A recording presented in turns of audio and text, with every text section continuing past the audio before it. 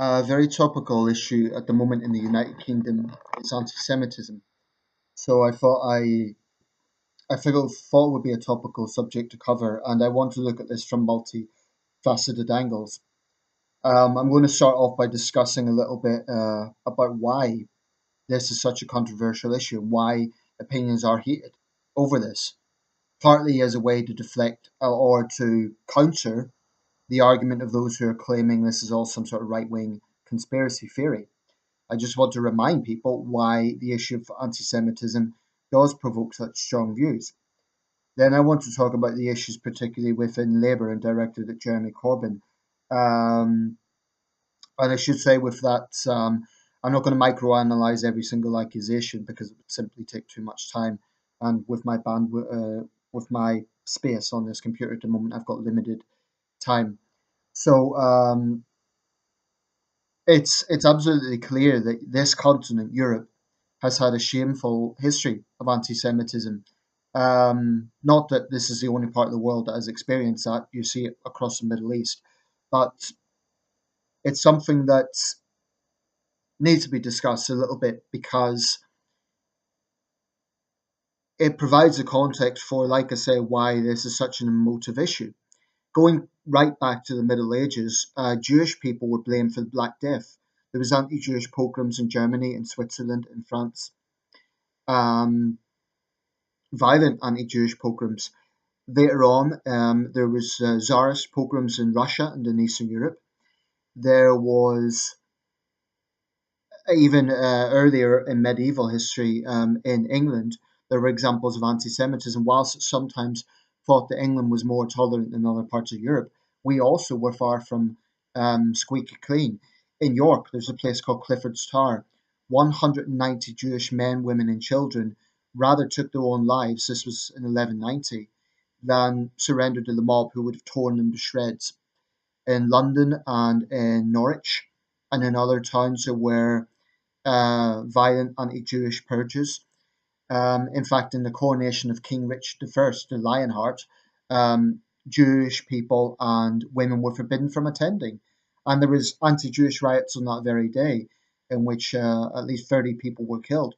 So there is a very long track record of this. Later on in the 19th century, when Benjamin Disraeli, who is now widely considered one of our greatest prime ministers, took his seat in Parliament, he was taunted with anti-Semitic jibes because he came from a Jewish family. Even though he later became an Anglican, there were reports that fellow MPs actually put bacon on a stick and taunted him with it. This sort of vicious.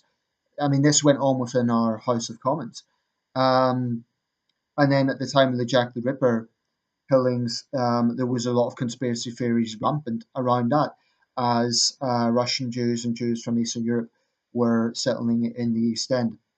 So that's very important because, and then in the 20th century, we look at the Battle of Cable Street, the clashes between the East people in the East End and the British Union of Fascists. A very tense time in the 1930s, all over Europe, of course, but we were far from immune from that. So the other day, several hundred people, some say thousands, gathered in an event called Enough is Enough to protest against this anti Semitism. Um, and I would say that given the number of pro Islamist demonstrations the capital has seen, given the number of left wing demonstrations, these are not people who are professional protesters. These are people who really did have enough is enough. So I think that somewhat flies in the conspiracy theory that it's all a Tory plot. Um, because these are people who felt compelled to do this because they've had enough of the anti-Semitic conspiracy theories that are out there. Now, a word on semantics, it's true that Semite refers to people from that part of the Near East, the Fertile Crescent. But I think in common lexicon, we know that anti-Semitic now, it means anti-Jewish, so that should suffice for the video. Now, on the allegations against Jeremy Corbyn, his handling of the case in the Labour Party, where do you start? Where do you start? Like I said, I'm not going to micro-analyze every individual accusation because it would simply take too long. Um, and I've got limited time on these videos. but let me just cover a few. Firstly, Jeremy Corbyn has been a member of no fewer than 5 Facebook groups.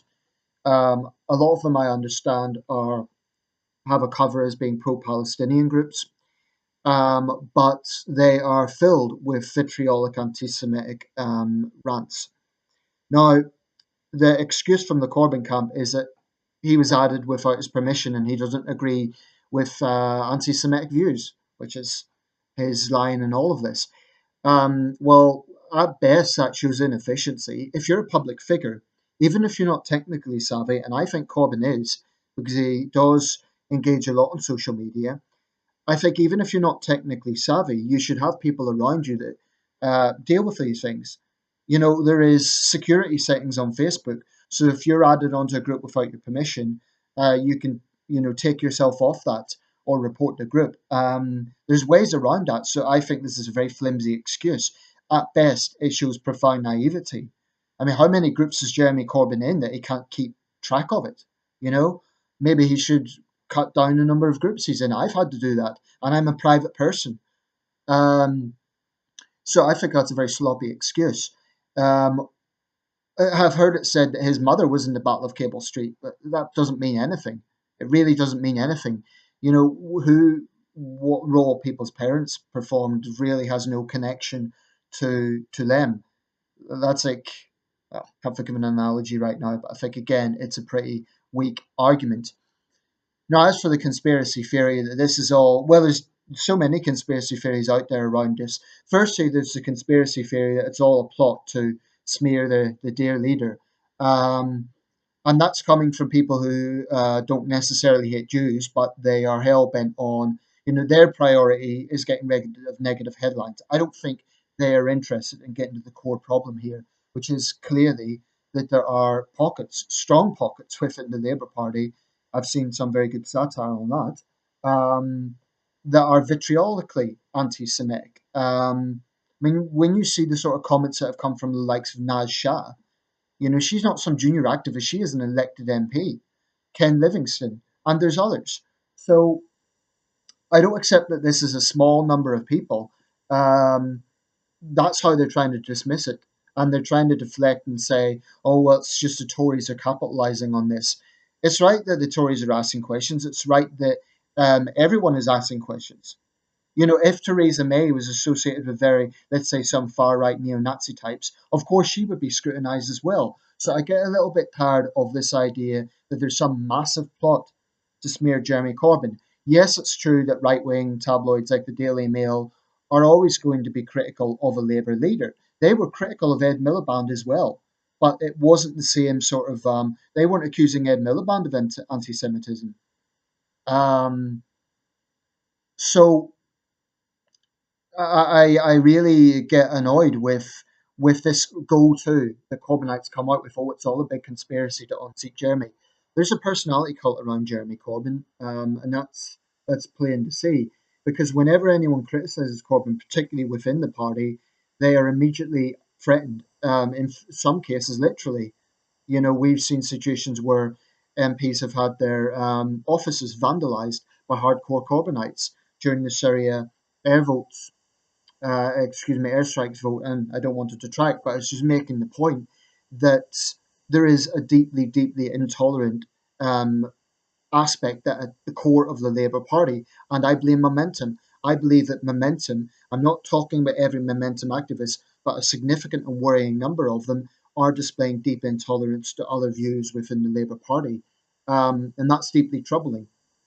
On the issue of um, another example is an artist's mural in East London. Now, that mural, as I understand, the council covered it up after a while, but I've seen it. It showed 5 elderly Jewish men gathered around a table counting money with blatant uh, anti Semitic conspiracy theories and symbology around the portrait. This was grossly offensive, and more than offensive, dangerous, because it it sends out the trope, exactly the same trope that was used in the 1930s. Now, Corbyn supported the artist.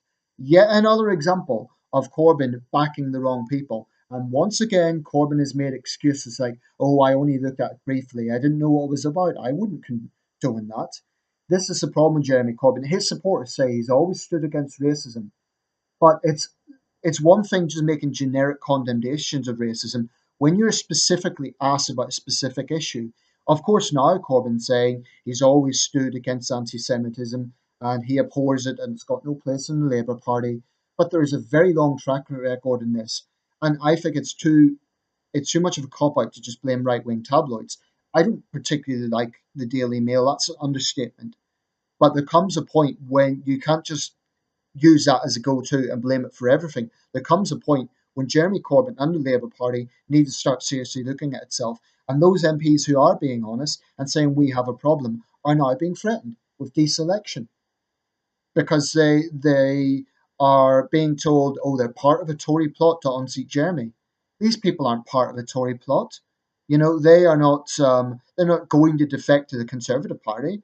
They recognise a problem and they're trying to do something about it. David Lammy's constituency includes many Jewish people, so he's only representing his constituents. He's doing his job as an MP. Um, I'm going to close with the point about Israel and Palestine because this is a very important point. Um, I've always stood by the right to criticize Israel, and I will take issue with those who say that criticism of Israel automatically means anti Semitism. There are some people, there are some hawkish Jewish people who will say that is automatically anti Semitism. No, it's not. And there are many left leaning Jewish people who are critical of the state of Israel. Jewish people are as pluralistic as any other group of people. So that has to be said. Having said that, more often than not, legitimate criticism of Israel does turn into genuine anti Semitism.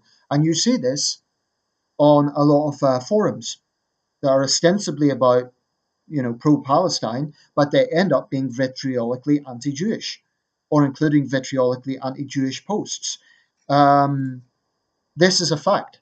I mean, at this demonstration, and this is another point worth mentioning at the Enough is Enough demonstration, there was a despicable placard held by a woman with a yellow star, the same Star of David that was used in the Holocaust, Jews for Jez. How despicable. How low can you get? That is the sort of mentality that is going on in the Labour Party right now. So, do I believe that Jeremy Corbyn personally hates Jews? My gut feeling is he doesn't. But there is a very clear anti-Jewish, anti-Semitic strain within the Labour Party. And expressing regret is not enough. This comes down to a fundamental question, and it comes down to Jeremy Corbyn and his judgment as leader. It comes down to the fact that Jeremy Corbyn has a track record of associating with unsavoury people. I don't buy that excuse about Facebook. At best, it shows a complete naivety. I mean, you can control that. People adding you without your permission. Why do we never hear that from Theresa May? She's a public figure.